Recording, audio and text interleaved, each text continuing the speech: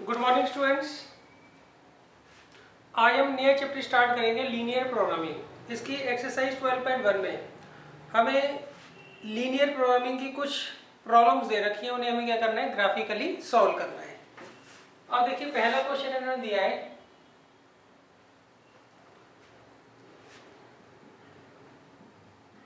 इसमें दिया maximise Z is equal to 3x + 4y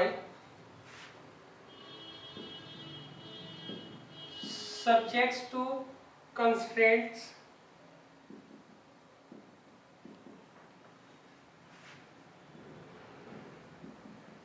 x + y is less than equal to 4, x greater than 0, greater than equal to 0, y greater than equal to 0। इसे हमें क्या करना है, solve करना है। अब देखिए पहले तो मैं क्या करता हूँ, आपको समझा देता हूँ इसमें हमें करना क्या होता है। हमें क्या करना है, ये लीनियर प्रोग्रामिंग दे रखी है प्रॉब्लम, और इसे हमें सॉल्व करना है। सॉल्व करने का क्या तरीका होता है, पहले हम इन तीन जो इन इक्वेशंस दे रखी हैं इनका यूज करके x और y की वैल्यू फाइंड आउट करेंगे, और x और y की जो वैल्यू होगी वो एक से ज़्यादा निकलेगी। फिर उन सारी वैल्यूज को हम यहाँ पर पुट करके देखेंगे, और ये देखेंगे किस केस में z की सबसे बड़ी वैल्यू आ रही है। क्लियर है, वो हमें क्या करना है, फाइंड आउट करना है। अच्छा, इन्हें सॉल्व कैसे करते हैं, पहले हम क्या करते हैं, इनको ग्राफिकली ड्रॉ कर लेते हैं। तो सबसे पहले हम इस इक्वेशन को कंसीडर करेंगे। यहाँ पे दे रखा है x + y = 4 मानकर हम क्या करते हैं, सबसे पहले एक टेबल बना देते हैं।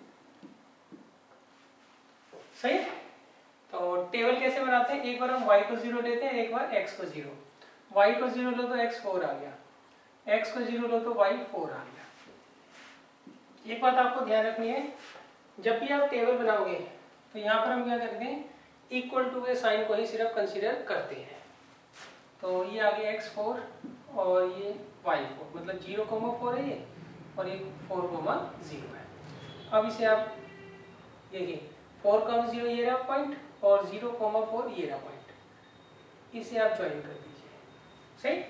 अब देखिए शेडिंग के लिए हम क्या करते हैं, अब जो शेडिंग होगी या तो इस लाइन के ऊपर होगी या इस लाइन के नीचे होगी। तो शेडिंग के लिए बच्चों हम क्या करते हैं, यहाँ पर इक्वल टू के साइन को थोड़ी देर के लिए हटा देते हैं।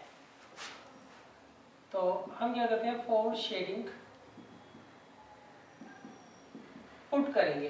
देखिए हम क्या करते हैं, इस लाइन के या तो ऊपर या नीचे कोई भी एक पॉइंट कंसीडर कर लेते हैं। तो नॉर्मली हम नीचे ही लेते हैं। तो हमने ले ली x की वैल्यू 0 और y की वैल्यू 0। अब ये दोनों वैल्यूज x और y की हम यहाँ पुट करेंगे x + y < 4 में। सही। और जब आप इसके अंदर x की वैल्यू 0 और y की वैल्यू 0 पुट करते हो तो ये कंडीशन आ गई। ये कंडीशन कहते हैं 0 जो है वो < होगा 4। तो ये कंडीशन क्या है, ट्रू है। अब देखिए हमने इस पॉइंट को इस इक्वेशन में पुट किया और उससे जो कंडीशन आई वो ट्रू आई। तो इसका मतलब जो शेडिंग होगी वो इस पॉइंट की तरफ ही होगी। अच्छा, सेकंड, x > 0 और x > 0 और y > 0 आपको दे रखा है। ये दोनों किसको रिप्रेजेंट करते हैं बच्चों, ये फर्स्ट क्वाड्रेंट को रिप्रेजेंट करते हैं। x > 0 और y > 0 किसे रिप्रेजेंट करते हैं, फर्स्ट क्वाड्रेंट को। तो इसका मतलब शेडिंग जो है वो फर्स्ट क्वाड्रेंट से बाहर नहीं जाएगी। सही। इस लाइन से नीचे शेडिंग और फर्स्ट क्वाड्रेंट के अंदर। तो शेडिंग कहाँ होगी बच्चों, यहाँ इस पोर्शन में शेडिंग होगी।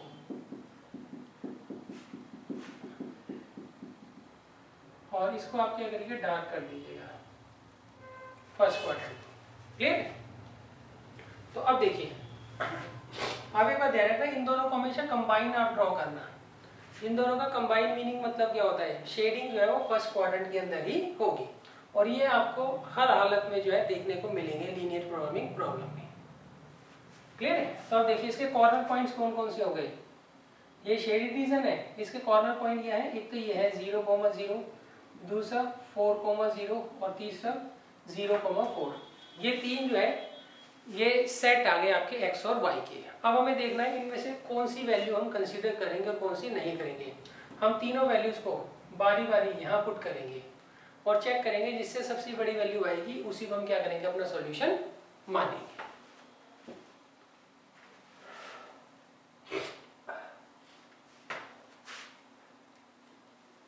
देखिए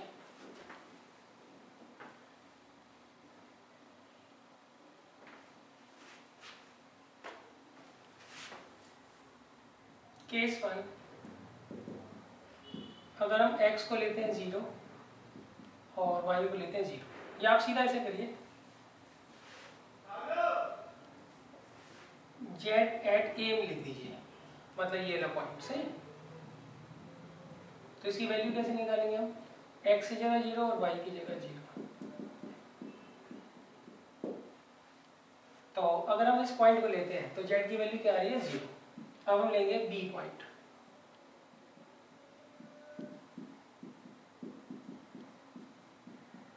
तो कितना आ गया 12,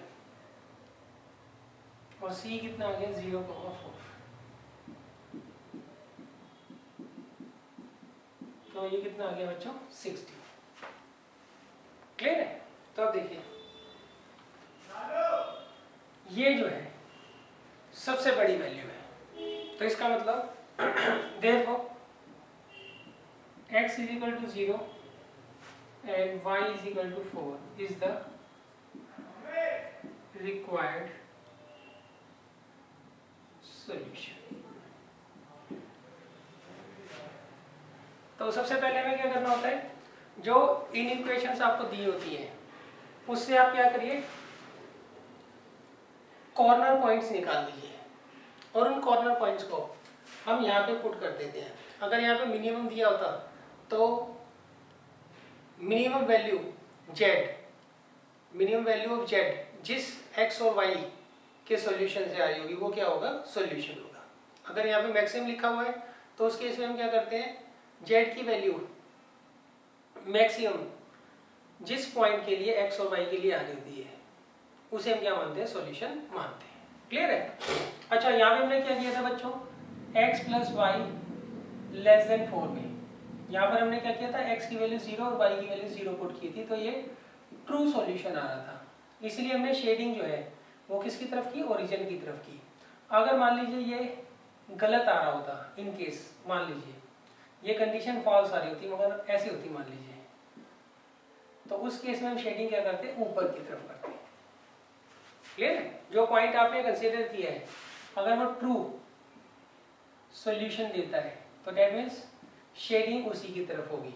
अगर वो फॉल्स कंडीशन देता है तो शेडिंग जो है उसके अगेंस्ट होती है, ये आप ध्यान रखिएगा।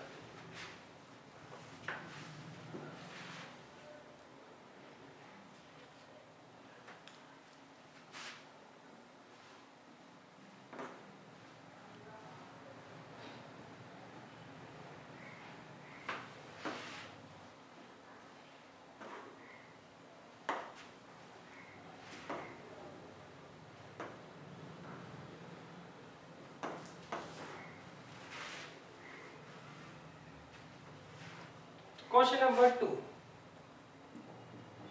देखिए, क्वेश्चन नंबर 2 में मैंने कहा है हमें यहाँ पे मिनिमाइज करना है जेड को।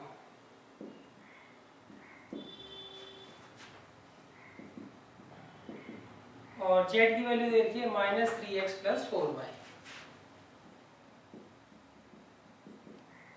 Subjects to x + 2y less than equal to 8, 3x + 2y less than equal to 12, x greater than equal to 0, y greater than equal to 0। तो देखिए सबसे पहले हम क्या करेंगे, इन चारों इक्वेशंस को सॉल्व कर कर कॉर्नर पॉइंट्स फाइंड आउट कर लेंगे। तो इसके लिए हम क्या करते हैं, सबसे पहले तो टेबल बनाते हैं, इस इन इक्वेशन को पकड़ते हैं।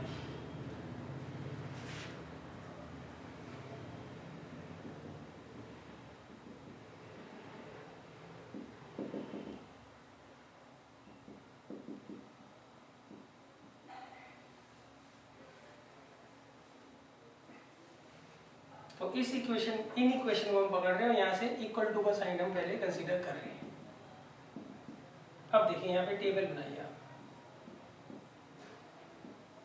एक बार x को 0 ले लो, एक बार y को 0 ले लो। x को 0 लोगे तो y 4, y को 0 लोगे तो x कितना आ जाएगा 8।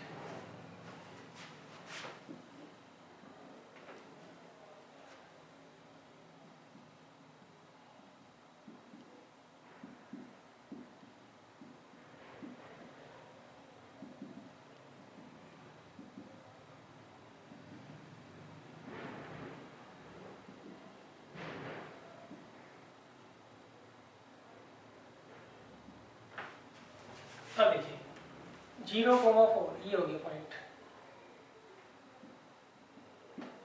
और सेकंड 8,0 ये हो गया पॉइंट।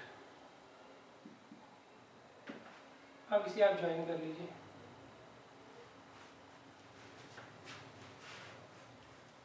अब शेडिंग के लिए क्या करते हैं बच्चों, ओरिजिन ही लेंगे। For shading put x is equal to 0 and y equal to 0, तो यहाँ पुट कर दीजिए इन। अच्छा, शेडिंग के वक्त हम क्या करते हैं, इक्वल टू का साइन हटा देते हैं, तो पुट करिए x की जगह 0, y की जगह 0। तो ये देखिए, ये ट्रू आ रहा है या फॉल्स आ रहा है, ट्रू आ रहा है, which is true, which is true. तो इसका मतलब शेडिंग जो है वो किसकी तरफ होगी, ओरिजिन की तरफ होगी। Therefore shading will be towards origin। तो इसका मतलब शेडिंग जो है वो ओरिजिन की तरफ होगी। तो आप शेडिंग मत करिए, आप सिर्फ एरो लगा दीजिए। अब देखिए दूसरी लाइन, दूसरी इन इक्वेशन को हम कंसीडर करते हैं, और यहाँ से इक्वल टू का साइन यूज कर हम पहले क्या करेंगे, टेबल बना लेंगे।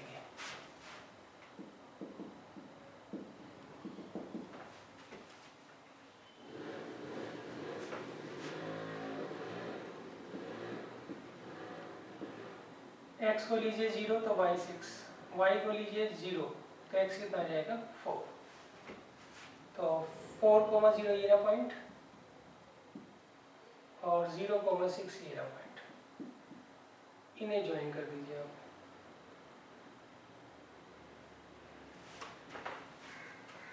क्लियर है? अच्छा, यहाँ इक्वेशन जरूर लिख देते हैं। ये इक्वेशन थी x plus 2y equal to 8, और ये है 3x plus 2y equal to 12। अब देखिए शेडिंग के लिए हम क्या करेंगे,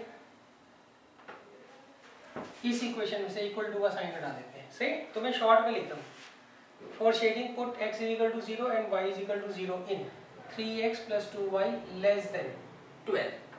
तो x की जगह 0 रखूंगा, y की जगह 0 रखूंगा।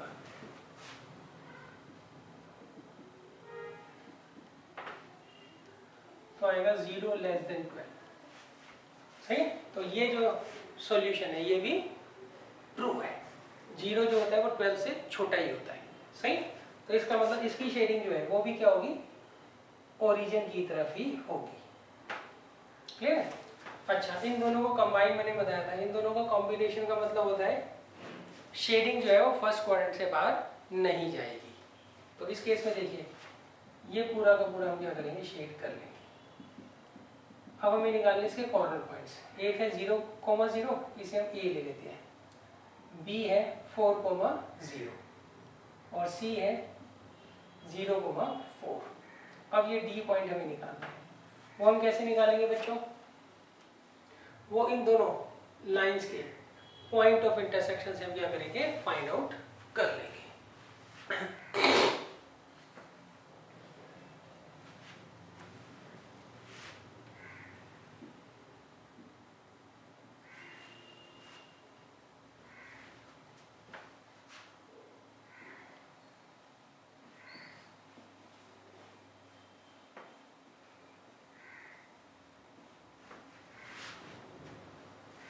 तो देखिए डी के लिए हमें क्या दिया इन्होंने, 3x plus 2y is equal to 12 and x plus 2y is equal to 8। अब कर दीजिए सबके साइन चेंज, तो ये कैंसिल आउट हो जाएगा, ये कितना आएगा 2x इज इक्वल टू 4, तो x कितना आ गया 2। अब देखिए भी है 3x plus 2y is equal to 12, x की जगह 2 रख देंगे हम, तो 2y कितना आ गया 6, तो y आ गया 3। तो ये जो B पॉइंट है ये आ गया 2,3।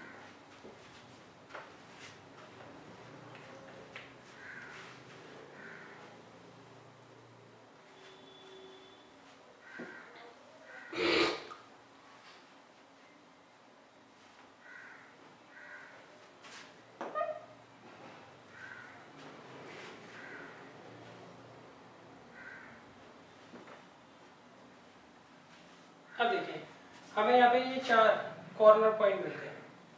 अब हम क्या करेंगे, इनको बारी बारी यहाँ पर पुट करेंगे और ये देखेंगे जेड की मिनिमम वैल्यू किससे आ रही है,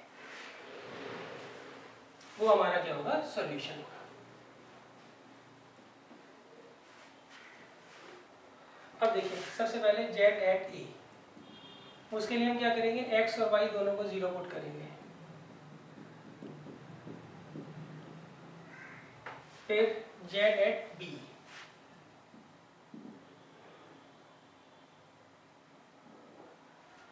सही, यहाँ पे x4 है, y0 है, x4 और y0, तो कितना आ गया, -12। और फिर है जेड एट डी,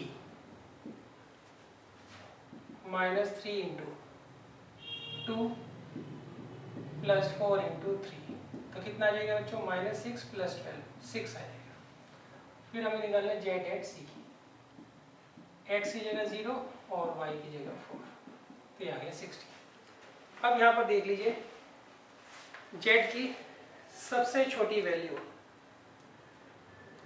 किस पॉइंट पर आ रही है, a पर आ रही है, b पर आ रही है, c पर आ रही है या फिर d पर आ रही है, सही, वो आ रही है इस पॉइंट पर। Therefore x is equal to 4 and y is equal to 0 is the required point.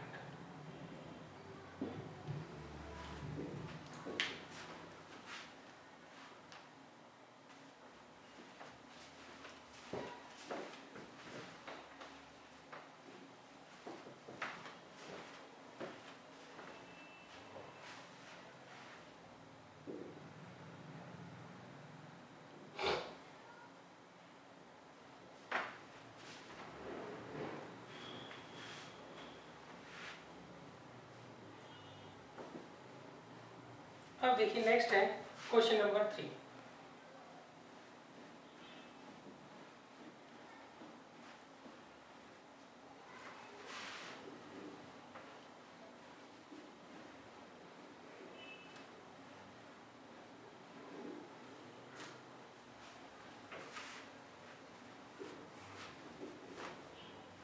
देखिए क्वेश्चन नंबर 3 में मैंने कहा है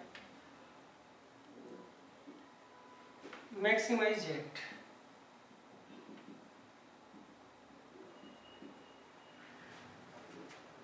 और जेड हमें दे रखा है 5x प्लस 3y और subject to 3x plus 5y less than 15, less than equal to 15, 5x plus 2y less than equal to 10, x greater than equal to 0, y greater than equal to 0।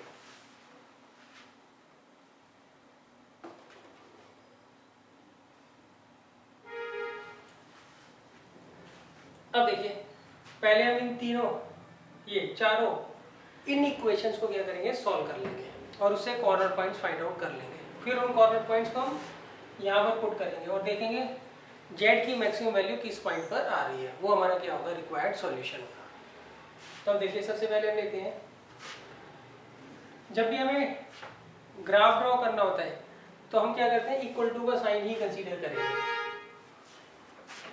तो यहाँ पे रखा है 3x plus 5y equal to 15 हम लेंगे, क्यों, हमें graph पर इसे ड्रॉ करना है।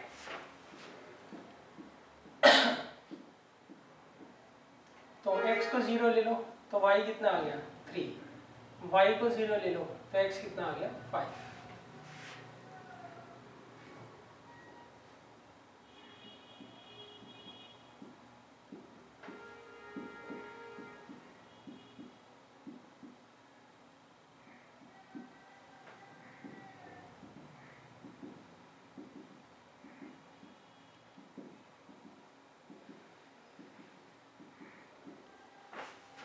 अब देखिए y को ये पॉइंट दे रखा है आपको 0,3, वो यहाँ आएगा, और ये दे रखा है 5,0 वो यहाँ आएगा। अब इसे ज्वाइन कर दीजिए। अब देखिए शेडिंग के लिए हम क्या करते हैं, इक्वल टू का साइन को हटा देते हैं और यहाँ पुट करेंगे 0 0। हम यहाँ लिखते हैं for shading put x is equal to 0 and y is equal to 0। 3 into 0 plus 5 into 0 less than 50। तो ये आगे 0 less than 50। तो ये तो ट्रू है, तो ट्रू है तो मतलब इसकी शेडिंग इसी तरफ होगी, ओरिजिन की तरफ। क्लियर है? अब सेकंड देखिए, सेकंड हमें दे रखा है 5x plus 2y equal to 10 हम ले लेंगे। यहाँ पर आप x को 0 पुट करो तो y कितना आएगा 5, y को 0 पुट करिए तो x कितना आएगा 2। तो देखिए 0,5 यहाँ आ गया और 2,0 यहाँ आ गया।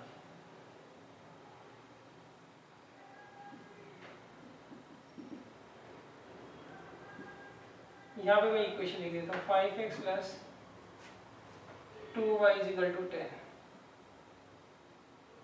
और ये 3x plus 5y is equal to 50। अब इसकी शेडिंग के लिए वही 0 0 पुट कर देंगे और यहाँ से इक्वल टू का साइन हटा देंगे तो 0 प्लस 0 लेस देन 10। तो वो ट्रू है, ट्रू है तो इसका मतलब जो सा पॉइंट हमने पुट किया 0 0 पुट किया ना, शेडिंग उसी की तरफ होगी। क्लियर है? अब देखिए शेडिंग इस लाइन से भी नीचे होगी और इस लाइन से भी नीचे होगी, मतलब ओरिजिन की तरफ होगी। नेक्स्ट इनका कॉम्बिनेशन क्या कहता है, ये कहता है शेडिंग फर्स्ट क्वाड्रेंट से बाहर नहीं जाएगी। तो इसका मतलब ये जो पोर्शन है ये कॉमन एरिया आ गया। अब इसके कॉर्नर पॉइंट देखिए, एक तो ओरिजिन है ए ले लो, एक ये वाला पॉइंट है बी ले लो, एक ये वाला पॉइंट है इसे सी ले लो। ये वाला पॉइंट हम कैसे निकालेंगे, उसके लिए इन दोनों इक्वेशंस में हम एलिमिनेशन मेथड लगा देंगे।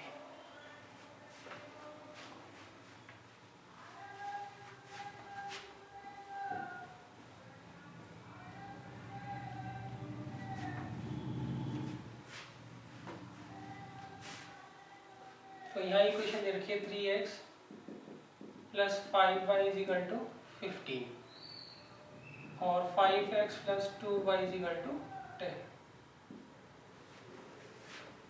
अब देखिए कैसे करेंगे, ऊपर वाली इक्वेशन 1 ले लीजिए, नीचे वाली 2। तो यहाँ हम किससे करेंगे, 5 से मल्टीप्लाई, नीचे करेंगे 3 से। तो यहाँ 15x plus 25y is equal to 75। 15x plus 6y is equal to 30। ये आ गया 19y इज इक्वल टू 45। तो y कितना आ गया 45/90।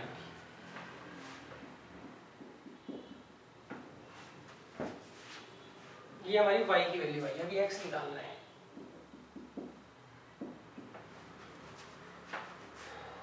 अब देखिए वी हैव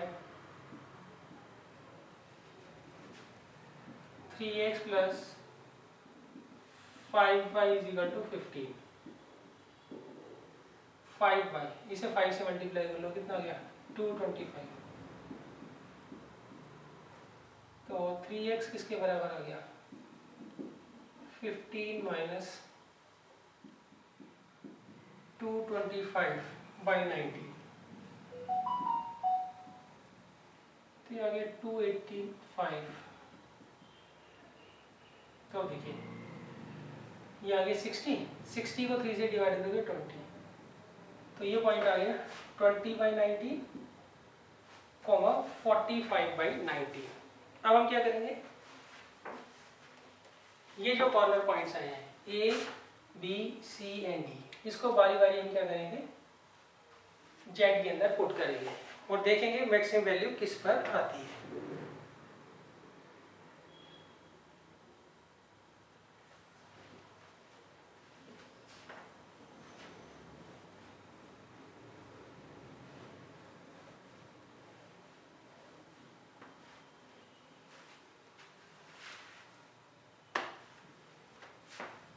देखिए जेड एट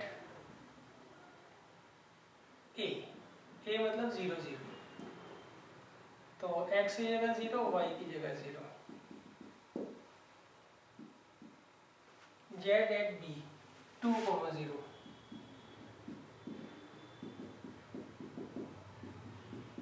तो 10 आ गया।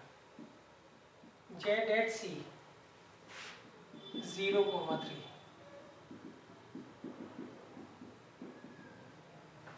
ये आ गया 9। फिर जेड एट डी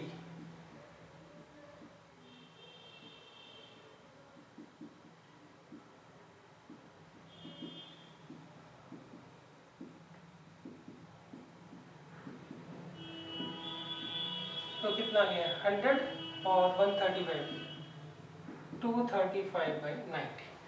तो देखिए सबसे बड़ी वैल्यू ये है ना इन सब में, तो इसका मतलब therefore x is equal to 20/19 and y is equal to 45/19 is the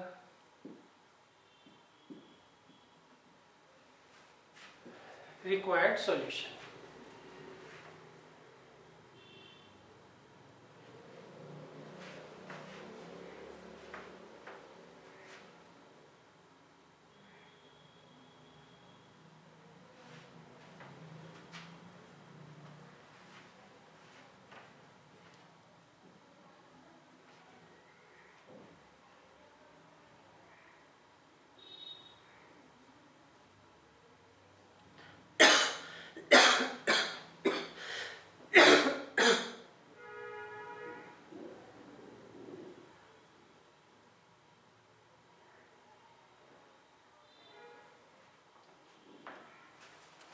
अब देखिए क्वेश्चन नंबर 4, 5 एंड 6 आपको खुद करना है।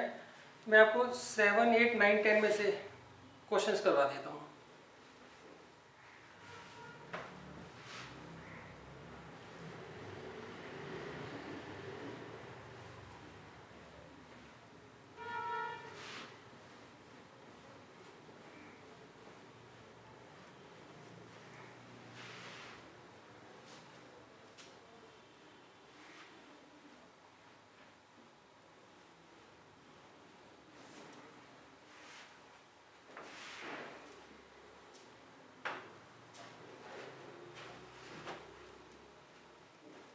अब देखिए क्वेश्चन नंबर 7। देखिए 7 to 10 में उन्होंने कहा है show that minimum value of Z occurs at more than 2 points. देखिए क्वेश्चन नंबर 7 to 10 में हमें ये शो करना है, यहाँ पे मिनिमम वैल्यू जो होगी जेड की वो मोर देन 2 पॉइंट्स पर होगी। अब देखिए यहाँ इन्होंने दिया है मिनिमाइज एंड मैक्सिमाइज जेड किसके बराबर है 5x + 10y।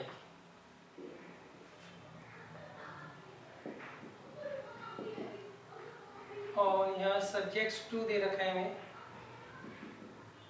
x + 2y less than equal to 120, x + y greater than equal to 60, x - 2y greater than equal to 0। और ये दोनों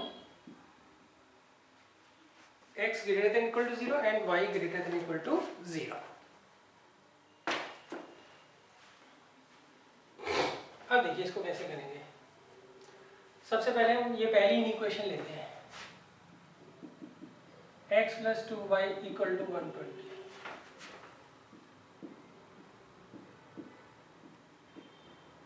तो x को 0 ले लो तो y कितना आ गया 60, y को 0 ले लो तो x कितना आ गया 120।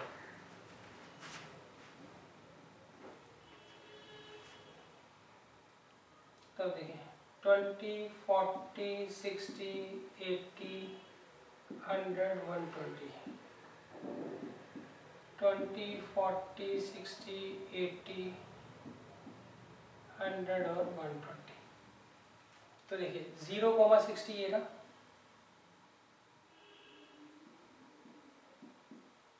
और 120,0 ये रहा, इसे आप ज्वाइन कर दीजिए।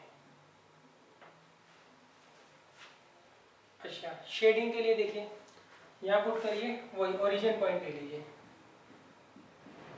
0 0, तो 0 लेस देन 120 आ रहा है, इक्वल टू का साइन और शेडिंग में कंसीडर नहीं करते हैं, तो 0 जो है वो लेस देन होता ही है 120 से, तो इसका मतलब ये जो पॉइंट है ये ट्रू सॉल्यूशन क्रिएट कर रहा है, तो शेडिंग इसी की तरफ होगी। अगर फॉल्स कंडीशन ये पॉइंट क्रिएट करता तो शेडिंग इसके अगेंस्ट मतलब ऊपर की तरफ होती। अच्छा, अब नेक्स्ट x + y = 60, इसकी टेबल मैं यही बना देता हूँ, स्पेस कम है। अच्छा, जब भी हम टेबल बनाते हैं तो ये इक्वल टू का साइन ही कंसीडर करते हैं, ये जो ग्रेटर देन का साइन है, ये यहाँ पे लेस देन का साइन है और ये यहाँ पे ग्रेटर देन का साइन है, वो हम कंसीडर नहीं करते हैं। तो x को 0 पुट करोगे तो y 60, y को 0 पुट करोगे तो x 60, तो ये 0,60 और ये 60,0, इसे ज्वाइन कर दीजिए। सही, अब फिर पुट करिए 0 + 0, ओरिजिन पुट करेंगे यहाँ पे फॉर शेडिंग, 0 + 0 > 60, तो 0 जो है वो > 60 तो होता नहीं है, तो इसका मतलब ओरिजिन को जब हम यहाँ पुट करते हैं तो वो फॉल्स कंडीशन क्या कर रहा है, क्रिएट कर रहा है, तो इसका मतलब इसकी शेडिंग क्या होगी, अगेंस्ट होगी, मतलब ओरिजिन की तरफ ना होकर ऊपर की तरफ होगी। थर्ड है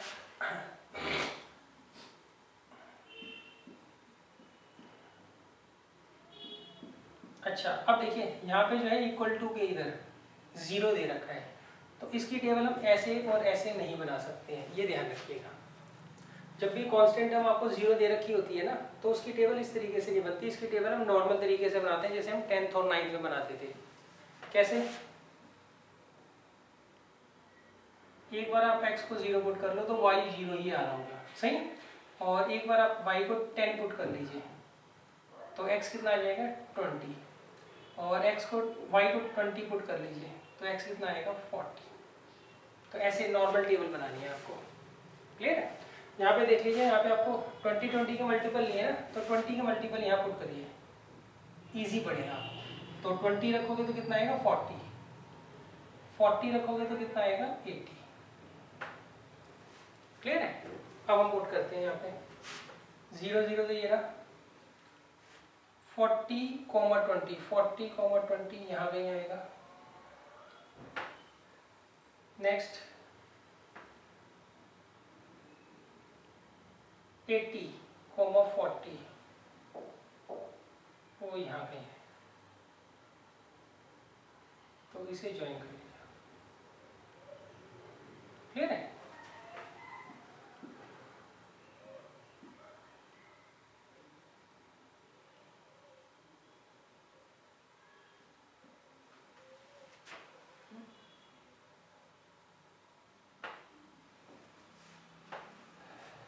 अब देखिए इसकी शेडिंग चेक करेंगे।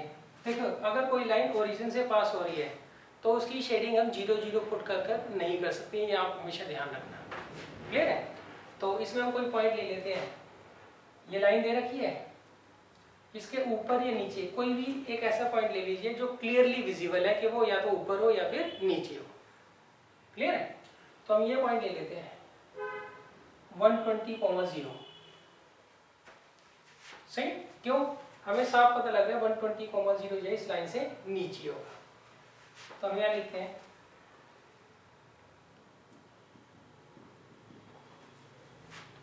For shading put x = 120 and y = 0, यहाँ पे x की जगह 120, y की जगह 0, तो ये क्या आ रहा है बच्चों, ट्रू आ रही है ना कंडीशन, सही? जब ये कंडीशन ट्रू आ रही है तो इसका मतलब शेडिंग इसकी तरफ होगी, इसकी तरफ 120 की, 120,0 जो पॉइंट है उसकी तरफ जो है शेडिंग हो, यहाँ लिख दीजिएगा therefore shading will be towards point 120,0। अब देखिए इस लाइन से नीचे, इस लाइन से ऊपर और इस लाइन से नीचे, तो ये वाला जो है एरिया हमारा आएगा, तो तो इसके कॉर्नर पॉइंट क्या क्या हो गया बच्चों, एक तो ए ये हो गया 60,0, एक हो गया बी 120,0, सही, और एक ये सी होगा और एक ये डी होगा। क्लियर बच्चों? अच्छा अब देखिए आपको सी और डी जो है पॉइंट ये फाइंड आउट करने हैं। क्लियर? तो सबसे पहले हम क्या करेंगे, सी और डी पॉइंट यहाँ पर फाइंड आउट करेंगे।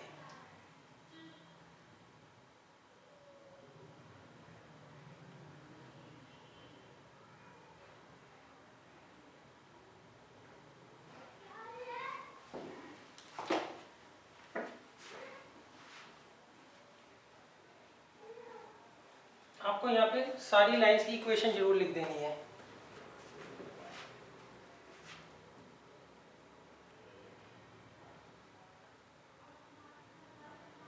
ये है line x plus 2y equal to 120,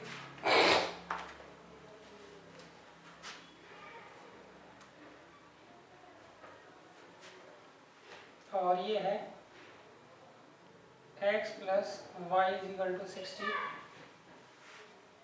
और ये है x minus 2y equal to 0।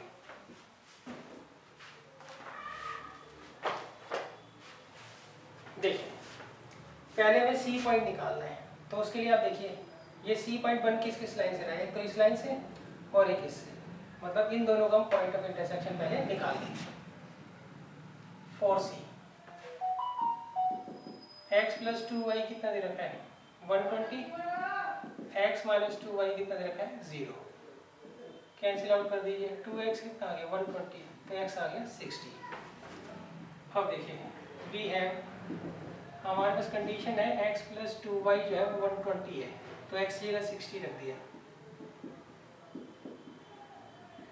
तो 2y आ गया 60, तो y आ गया 30, तो आएगा 60,30।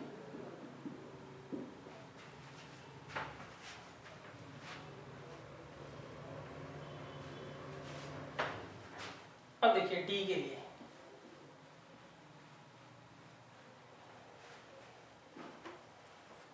ये रहा पॉइंट डी, इसके लिए देखिए एक लाइन ये दे रखी है और एक ये लाइन, डी पॉइंट बन किससे रहा है, एक तो इस लाइन से और एक इस लाइन से, इन दोनों के पॉइंट ऑफ इंटरसेक्शन से डी पॉइंट बन जाए। तो हम क्या करेंगे यहाँ पे एलिमिनेशन मेथड लगा देंगे। तो यहाँ दे रखा है x plus Y equal to 60, x minus 2y equal to 0। अब देखिए साइन चेंज कर दीजिए, तो 3y आ गया 60, तो y आ गया 20। अब देखिए we have x plus Y equal to 60, तो y की जगह 20 रख देंगे तो x आ जाएगा 40। क्लियर है?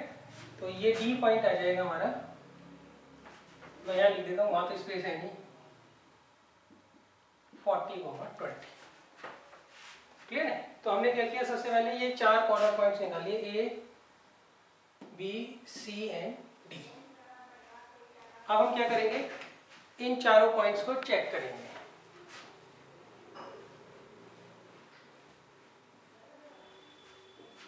तो सबसे पहले आएगा जेड एट ए, यहाँ पे x की वैल्यू क्या दे रखी है 60 और y की 0, तो आ गया 300। अब हम निकालेंगे जेड एट बी, x की जगह 120, y की जगह 0, तो आ गया 600। जेड एट सी, x की जगह 60 और y की जगह 30।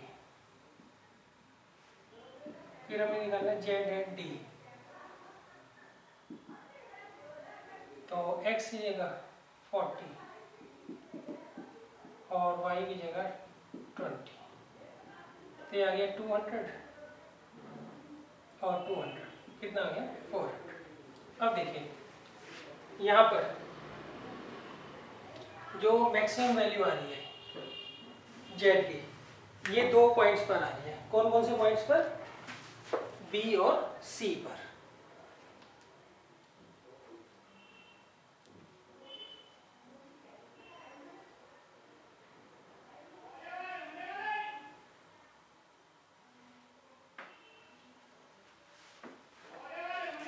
अब देखिए यहाँ पे क्वेश्चन नंबर 7 to 10 में एक कॉमन चीज लिखी है, show that the minimum of Z occurs at more than 2 points. सही, इसको आप चेंज कर लीजिए, यहाँ पे लिख लीजिए show that the minimum of Z और maximum of Z occurs at more than 2 points. Clear है? यहाँ पे देखिए जो मिनिमम पॉइंट है, मिनिमम वैल्यू जो है वो केवल एक ही पॉइंट पर आ रही है, मगर मैक्सिमम वैल्यू जो है 2 पॉइंट पर आ रही है। सही है? अब आप ये देखिए क्या ये दोनों एक ही लाइन पर तो नहीं है। एक पॉइंट है 120,0 ये रहा, और दूसरा ये रहा। क्लियर है? ये दोनों किस पर आ रहे हैं? सीधी लाइन पर आ रहे हैं। किस पर आ रहे हैं? सीधी लाइन पर आ रहे हैं। तो इस केस में आप एक यूनिक चीज देखेंगे, इस सीधी लाइन के ऊपर आप कोई भी पॉइंट कंसीडर कर लीजिए, कोई भी पॉइंट कंसीडर कर लीजिए। क्लियर है? वहां पर जो जेड की वैल्यू आ रही होगी वो क्या आ रही होगी? 600 ही आ रही होगी। क्लियर है? तो यहाँ पर जो मैक्सिमम वैल्यू है जेड की वो किस पर लाई करेगी? All the points. सही है? On the line joining the point 60,30 and 120,0। मतलब 60,30 और 120,0 मतलब पॉइंट सी और पॉइंट डी को अगर आप ज्वाइन करते हैं उस लाइन के ऊपर आप जो मर्जी पॉइंट ले लीजिए, वहां पर जेड की वैल्यू क्या आएगी? हमेशा मैक्सिमम आएगी, और वो मैक्सिमम वैल्यू क्या होगी? 600 होगी। तो यहाँ पर हमने ये शो कर दिया कि जेड की वैल्यू मोर देन 2 पॉइंट्स पर क्या होगी? मैक्सिमम आ रही होगी। क्लियर है?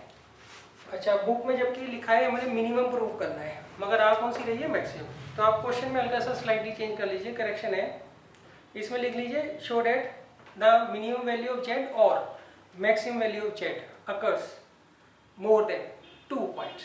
मतलब यहाँ पर जो मैक्सिमम वैल्यू होगी या मिनिमम वैल्यू की, इनमें से कोई एक वैल्यू जो है मोर देन 2 पॉइंट्स पर आ रही होगी। क्लियर है? तो इस केस में देखिए आपने सबसे पहले जेड की वैल्यू चारों पॉइंट्स में निकाल ली। अब आपको देखने में पता लग रहा है कि बी और सी पॉइंट पर जेड की वैल्यू मैक्सिमम है। सही है? अब आप ये देखिए क्या ये दोनों पॉइंट्स एक ही लाइन पर तो लाइन नहीं करते? हाँ, ये दोनों एक ही लाइन पर लाइन करते हैं। The line joining the point 60,30 and 120,0। अब आप क्या करिए, एक बार चेक करके देख लीजिए कि इसके ऊपर कोई भी पॉइंट ले लीजिए। आप तो ग्राफ पर बनाओगे, ग्राफ पर आपको पॉइंट दिख जाएगा।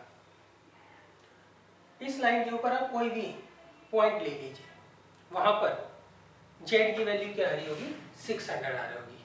क्लियर है? तो यहाँ पे जेड की वैल्यू मैक्सिमम होगी on every point on the line segment joining, line joining 60,30 and 120,0।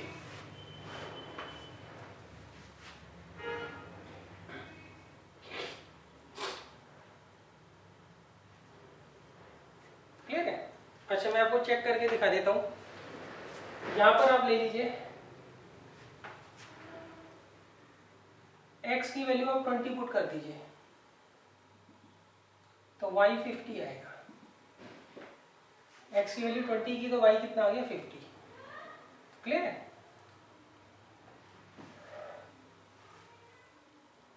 अब देखिए, अब मैं चेक कर आपको दिखाता हूं कि अगर आप ये जो पॉइंट होगा 20,50 ये इस लाइन के ऊपर लाई करेगा, line joining the point 60,30 and 120,0। Clear है?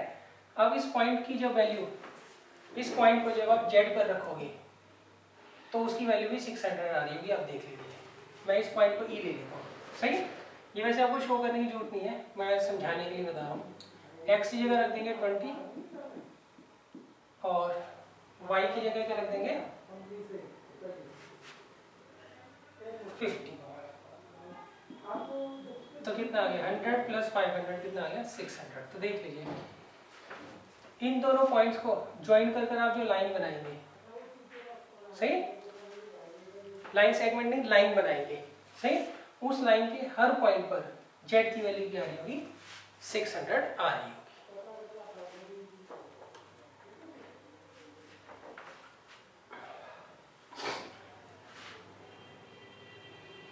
अच्छा, कई बार क्या होता है बच्चों, जो हमारा एरिया होता है कॉमन शेडेड रीजन नहीं आ रहा होता है, कॉमन शेडेड रीजन नहीं आ रहा होता है। सही, अब यहाँ पे तो कॉमन शेडेड रीजन आ गया ना। अब अगर मान लीजिए in case common shaded region नहीं आता है तो उस केस में आप क्या लिखेंगे? उस केस में आप सिंपल लिखाएंगे it has no solution, it has no solution. सही। जैसे मैं आपको क्वेश्चन नंबर 10 करवा रहा हूँ, शायद ये इसी तरह का क्वेश्चन है।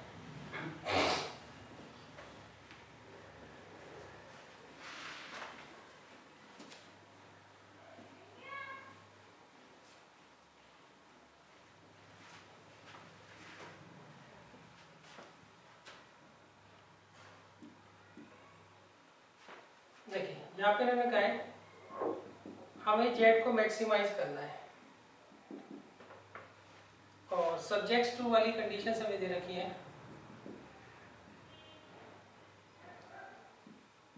x minus Y less than equal to -1 minus X plus Y less than equal to 0 और y greater than equal to 0। अब देखिए पहले हम इसकी टेबल बनाते हैं। टेबल बनाते वक्त हम क्या करते हैं, इक्वल टू का साइन कंसीडर करते हैं। x को लो 0 तो y आएगा -1, y को लो 0 तो x आएगा -1।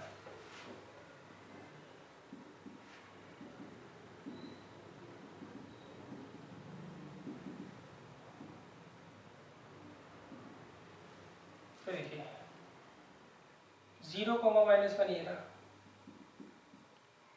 और -1, 0 ये रहा। इसे आप ज्वाइन कर दीजिए।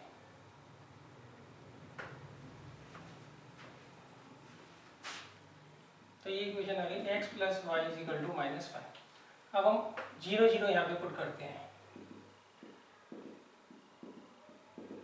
तो देखिए 0 लेस देन -1, क्या ये कंडीशन ट्रू है? ये फॉल्स है।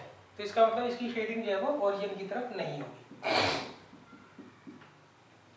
सही। 0 लेस देन -1, तो ये जो कंडीशन है ये ट्रू है या फॉल्स है, पहले तो हमें ये चेक करना है। तो देखिए 0 जो होता है वो -1 से छोटा नहीं होता है। क्लियर है? तो इसका मतलब ये कंडीशन रॉन्ग है। तो हम लिखेंगे since above condition is wrong therefore shading will be away from origin, मतलब शेडिंग नीचे की तरफ होगी। दूसरा दे रखा है -x plus Y is equal to 0। यहाँ पे x को 0 रखो तो y 0 और फिर x को रख दीजिए 1 तो y भी आ रहा होगा 1। तो 0, 0 ये रहा, 1, 1 ये रहा। इसे ऐसे ज्वाइन कर दीजिए। क्लियर है? अब देखिए इसकी शेडिंग देखते हैं। शेडिंग के लिए हम ओरिजिन तो पुट कर ही नहीं सकते, क्यों? वहां से तो लाइन पास हो रही है।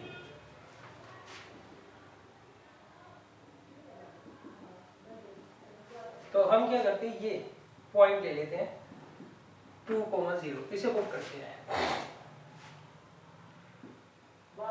x की जगह 2 और y की जगह 0। तो देखिए ये कंडीशन ट्रू है या फॉल्स है, ये देख लीजिए। इन्होंने कहा -2 जो है वो लेस देन होगा 0 से। सही। -2 जो है वो लेस देन होगा 0 से, मतलब 0 जो होगा बड़ा होगा -2 से। तो ये कंडीशन क्या है? ट्रू है। तो इसका मतलब शेडिंग जो है इसमें वो क्या होगी बच्चों? टुवर्ड्स 2, 0 होगी, मतलब इसकी शेडिंग नीचे की तरफ होगी। क्लियर है? अच्छा अब देखिए इसके बाद इन दोनों का कंबाइंड का मतलब क्या होता है? First quadrant. सही। अब आप देखिए इन दोनों का जो कॉमन एरिया है वो ये है, यही तो बच्चों, इस लाइन से नीचे और इस लाइन से नीचे, ये है कॉमन रीजन इनका। सही है। मगर इन दोनों का मतलब होता है फर्स्ट क्वाड्रेंट। तो इन चारों का कोई भी कॉमन एरिया नहीं आ रहा है। तो आप क्या लिखोगे? It has no solution, it has no solution. Clear है? बाकी कैलकुलेशन आप ध्यान से करना, इसकी कैलकुलेशन बहुत मिस्टेक होती है और फ्री के नंबर होते हैं ये।